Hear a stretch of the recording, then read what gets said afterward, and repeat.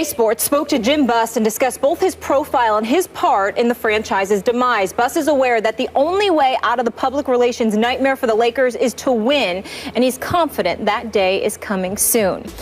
So my resume is just me all of a sudden taking over, which isn't true. It's not true at all. The thing that most people don't understand is that I've been doing this for 20 years. I worked with Jerry West. I was very much part of the final decisions on all the championships that we've won in the last 20 years. I was extremely involved on both the basketball and the financial side, but there was no point for me to go out and wave my flag. It didn't make sense to me. Now I understand that I should have, to a certain degree. Stephen A., your reaction? Let me say, when I first read this very early this morning, I laughed and I laughed and I laughed because I said, my friend has been teed up the way he's never been teed up on this show by his man, Jim Buss. Fire away. Let me say this. First of all, the comments that are about to be expressed are in no way reflective of ESPN, First Take, Chuck Solitaro, Skip, Molly, or anybody. This is just me. I didn't even read the whole article. And the reason I couldn't read the whole article, Skip, is because I couldn't get through it. I read some of the quotes from this man throughout this article, speaking about how unfair it was, leaning on Jerry West to come to save the day, speaking so glowingly about him. It made me want to throw up. Let me tell you something, Jim Buss. You know, I am on the record because he did talk about, you know, loud TV personalities. I kind of think I qualify for that one. I think that would be me. I believe it is you. I can't think of a critic more conspicuous about Jim Buss than me. Let me say this to you. I'm not wavering one single bit. You are an atrocity. The worst thing the Lakers organization could have done is to have you in control. And here is why I say that under no circumstances have I questioned Jim Buss's knowledge of the game of basketball. Under no questions have I questioned his ability to decipher what is best and what is not. I am aware and familiar with his background with analytics because when you and I were standing on the sidelines together in Dallas before you lost that playoff series years ago, Jim Buss, you told me about it then. I know all of this. Nobody is questioning Jim Buss's knowledge. Here is when I have gotten on Jim Buss. This is why I continue to be on Jim Buss, and this is why I call him an atrocity. Because regardless of the knowledge that he unquestionably has, regardless of the experience that he has unquestionably accumulated, he lets all of that go out the window when his personal feelings get involved. It gets in the way of business and productivity, which is why the Lakers have struggled. You want me to count the ways? Fine. Here we go. Phil Jackson decides that he's going to step away. We know that you were one of the people pushing him out the door, even though you put it on your daddy. God rest his wonderful soul. We all miss the great Dr. Jerry Buss. You have an opportunity, okay? When Phil is going out the door, you want to keep Brian Shaw, even though he obviously didn't have the greatest record in Denver. No. But Kobe and others wanted Brian Shaw. What is the reason Jim Buss did not pick Brian Shaw? Because he's connected to Phil. That's why. Then obviously Mike Brown doesn't work out. You get rid of him 5 games into a regular season. 5 games. We can't even tell if somebody's got gas in 5 games. But you got rid of him in 5 games. Who did you bring in? You go and you interview Phil Jackson. You go to his home. You tell him we're going to sit there and you got to tell Monday morning to make a decision. You backdoor him and make the decision Sunday night. And who do you bring in? Mike D'Antoni. You turn around. Not only did you bring in Mike D'Antoni, but you turn around after that. And what did you do? You had the gall to insult America by forcing Mitch Kupchak, who everybody knows is a reputable executive, very knowledgeable about the game of basketball, a protege of the great Jerry West. You got Mitch Kupchak literally comes out in public and says, we thought we picked the best man for the job. I'm paraphrasing because I don't have the direct quote in front of me, but that's around the block. That's around the area of what he said. That Mike D'Antoni no championships, no championship appearances, was a better choice than Phil Jackson. You got Dwight Howard. Oh, by the way, you had Dwight Howard there at the time. Certainly, he could do better. We all understand that. But he's a perennial all-star. He's one of the best big men in the game. He's clearly an asset to any organization that he's on. You want him in Tinseltown. You lose him. Why do you lose him? Because you get him to come to L.A. You tell him he's the future because one day Kobe's going to step away. We want to build this franchise around you, and then you ignore what he wants in Phil Jackson, and you bring in Mike D'Antoni, who you call Skip Bayless Mike and Tony because you think the D should be taken out of his name. Correct. All of these things, these are just the peripheral things that have happened under the stewardship of Jim Buss. We never mind the fact that this reporter for USA Today who did this article highlighted how it was the first time in 8 years that Jim Buss was in Hawaii for the Lakers training camp. First time in 8 years. Where you been? We won't count the amount of games that we've been to. Myself, J.A. Adonde, a host of other people who go to cover the Laker games, and Jim Buss is nowhere to be found. We know he's somewhere watching a game, but it ain't inside the Staples Center most of the time. So don't come. You can sit there and paint this picture and lean on the great Jerry West all you want to, but let's be clear.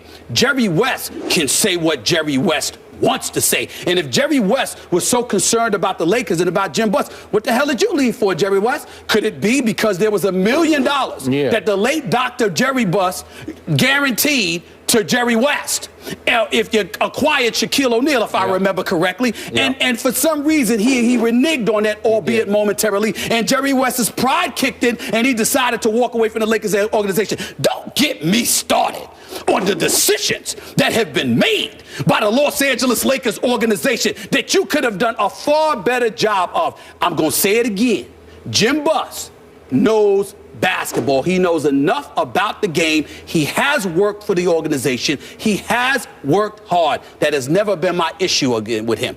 My issue with him is that his personal animus has interfered with his basketball judgment, and it has been at the expense of the Lakers organization, and it has been at the expense of Laker Nation. As and it that's all I have to pertains to say. Phil Jackson. As it pertains to Phil Jackson, yes, I agree. and the other things that I mentioned. Right. And in the end, it has cost the Lakers organization the allure that it once has. Prove me wrong. Go out there and get a marquee free agent. Because the last time I checked, you haven't had one in years. They haven't elected to come to Los Angeles. And we all know that if Dr. Jerry Buss was still alive, somebody, whether it's a LaMarcus Aldridge or somebody, would have came to L.A. by now. They didn't come because of Jim Buss. And then you have the nerve to call out Magic Johnson?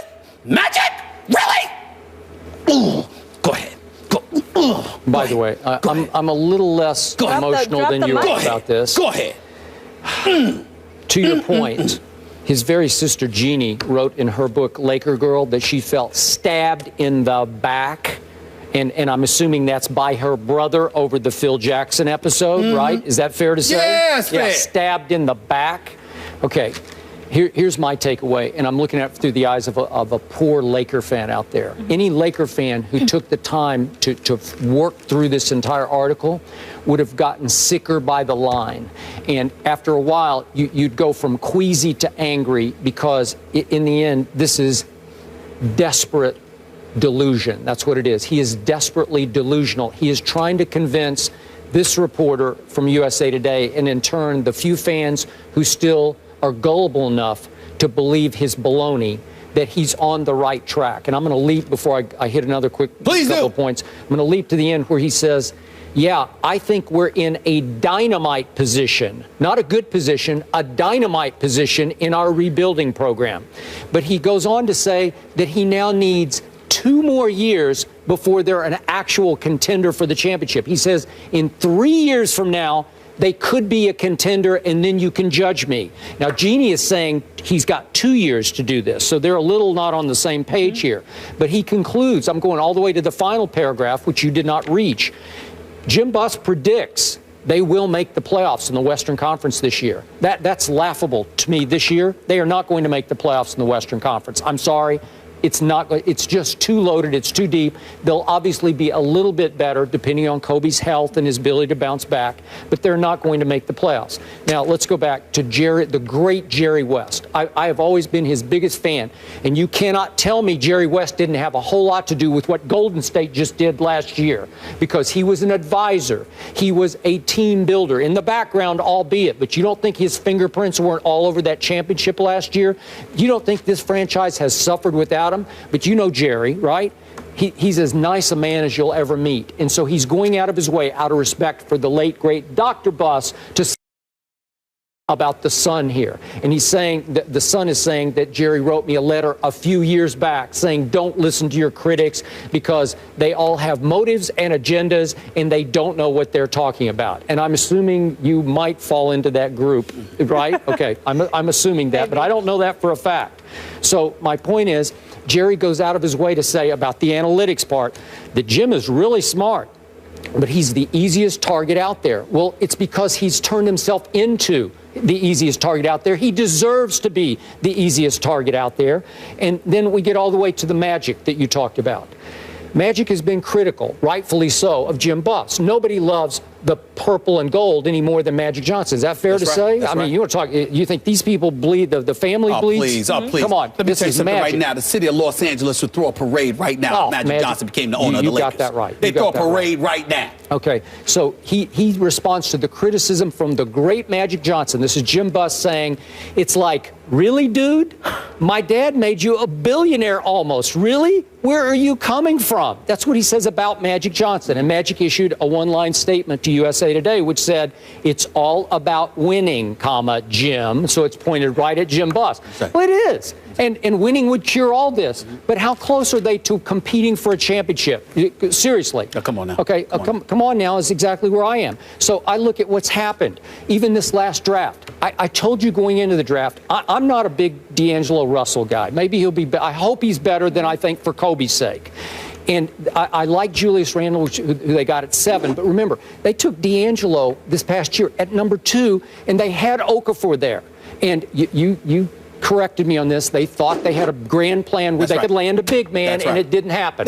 Why didn't it happen? Exactly. That's what I want to know. Exactly. Why didn't it happen? Because of this guy. Because of that guy. Yeah. Because, listen. Okay. There have been times when the Los Angeles Lakers have worked out players. And Jeannie Buss and Jim Buss are in the same gymnasium and nowhere near one another.